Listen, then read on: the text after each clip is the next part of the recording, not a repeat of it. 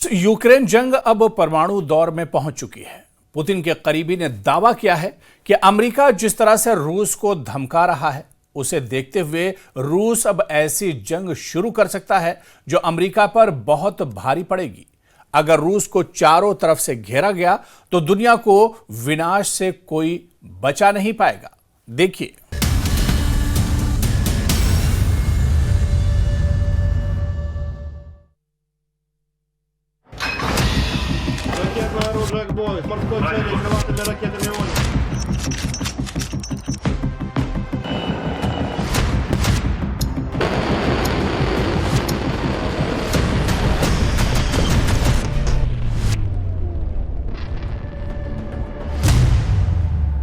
America पर परमाणु हमले की तैयारी, पुतिन के करीबी का ट्रंप को चैलेंज।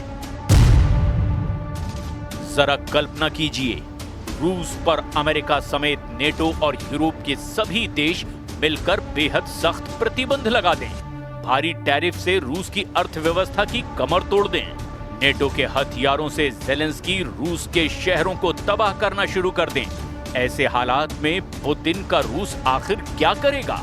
क्या वो अमेरिका, नेटो, यूरोप और यूक्रेन के सामने सरेंडर कर देगा, या फिर रूस एक ऐसी जंग शुरू करेगा जो अमेरिका समेत दुनिया के आधे देशों को तबाह कर डालेगा? ये सवाल इसीलिए उठने लगे हैं कि जिस तरह से न्यूयॉर्क में यूएन में ट्रंप ने रूस के खिलाफ जंगी मोर्चा खोला है, उसके बाद पुतिन, उनके करीबी और रूसी जनरलों के तेवर पूरी तरह से बदल चुके हैं।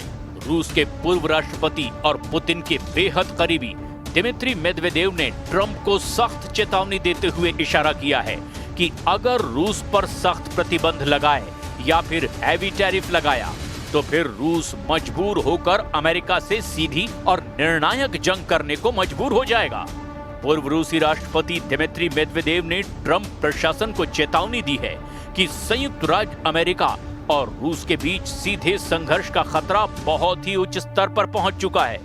इधर रूस के खिलाफ ट्रंप के बयान से गदगद ज़ेलेंस्की ने भी ऐलान कर दिया है कि वो नेटो के हथियारों के दम पर रूस से यूक्रेन की वो सारी जमीन छीन लेंगे जो रूस ने पिछले 3.5 साल में यूक्रेन से छीनी है। ऐसे हालात में वॉर एक्सपर्ट्स का साफ कहना है कि ट्रंप ने अगर नेटो और यूक्रेन के साथ मिलकर रूस के खिलाफ मोर्चा खोला तो फिर तीसरे विश्व युद्ध में परमाणु हथियारों का जमकर इस्तेमाल होगा, जिसमें कई देशों का तो वजूद ही मिट जाएगा।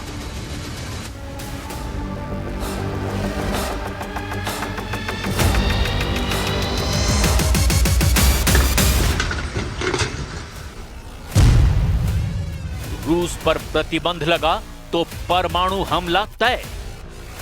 And they've been fighting for 3.5 years. रूस यूक्रेन युद्ध एक तरह से 30 देशों तक पहुंच चुका है। Killing anywhere from 5,000 to 7,000 young soldiers mostly. हालात बद से बदतर हैं। संयुक्त राष्ट्र महासभा में रूस के खौफनाक हमलों का असर ज़ेलेंस्की से लेकर सभी यूरोपीय देशों के नेताओं पर साफ नजर आया है। इधर रूस को कागजी शेर बताने वाले ट्रंप ने भी ऐलान कर दिया है कि अब यूक्रेन नेटो से हथियार लेकर रूस पर बड़े हमले शुरू कर दें।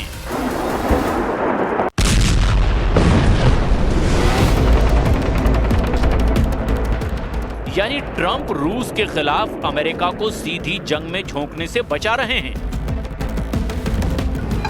लेकिन यूक्रेन के कंधे पर नेटो की बंदूक का इस्तेमाल करके रूस को तबाह करना चाहते हैं। जबकि रूस ने दो टूक कह दिया है कि रूस टाइगर नहीं बल्कि भालू है जो अपने दुश्मनों को बीच से फाड़ डालेगा। अब आप ये जान लीजिए कि पिछले 24 घंटे में रूस ने यूक्रेन में कितनी भारी तबाही मचाई है। रूस की सरकारी समाचार एजेंसी TASS के मुताबिक, रूस के रक्षा मंत्रालय के मुताबिक पिछले 24 घंटे की लड़ाई में 1495 यूक्रेनी सैनिक मारे गए।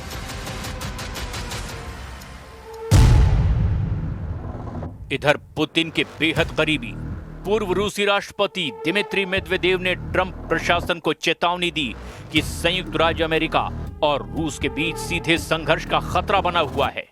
दिमित्री मेदवेदेव ने कहा कि रूस स्टार्ट संधि का पालन करने के लिए तैयार है, जिस पर मैंने 2010 में हस्ताक्षर किए थे। अब ट्रंप प्रशासन को फैसला लेना है, लेकिन संधि के शब्दों का पालन करना ही काफी नहीं है।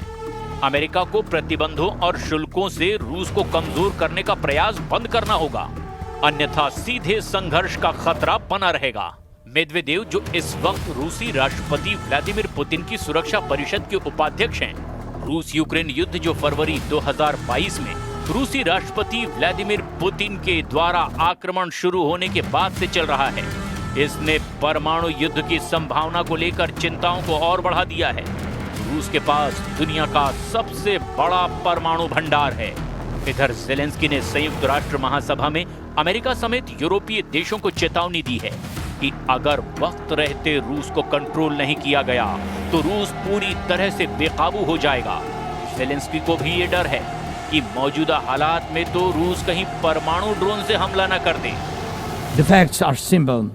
Stopping this war now, and with it, the global arms race, is cheaper than building underground kindergartens or massive bunkers for critical infrastructure later. Stopping Putin now is cheaper than trying to protect every port and every ship from terrorists with sea drones. Stopping Russia now is cheaper than wondering who will be the first to create a simple drone carrying a nuclear warhead. So we must use everything we have together to force the aggressor to stop. इधर दूसरी तरफ Trump के बयान से Zelensky के Ukraine ने रूस पर हमले बेहद तेज कर दिए हैं।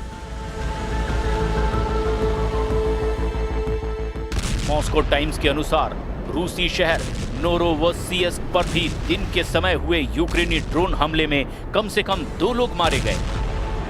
दूसरी तरफ रूस के विदेश मंत्री सर्गेई लाव्रोव ने कीव और यूरोप पर युद्ध को लंबा खींचने का आरोप लगाया है। क्रेमलिन के प्रवक्ता पेस्कोव ने अमेरिकी राष्ट्रपति डोनाल्ड ट्रंप के एक बयान को खारिज कर दिया कि रूस एक कागजी शेर है।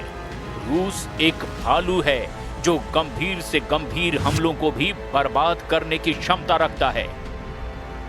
रूस के हमले यूक्रेन पर पिछले 4 हफ्तों में 15 गुना तेज हो गए हैं।